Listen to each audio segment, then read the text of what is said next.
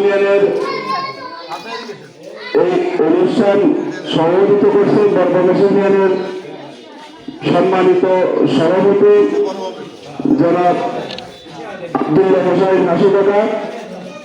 অনুষ্ঠানের প্রধান অতিথি উল্লাপাড়া উপজেলা স্বেচ্ছাসেবক দলের সম্মানিত আহ্বায়ক আবু হাসান অবু মামা এবং এই অনুষ্ঠানের বিশেষ অতিথি সম্মানিত অতিথি বরবাগাছ ইউনিয়ন বিএনপির সম্মানিত সাধারণ সম্পাদক জনাব আবু কালাম আজাদ মামা, অনুষ্ঠানের সম্মানিত অতিথিবৃন্দ, সবাইকে আমার আসসালামু আলাইকুম।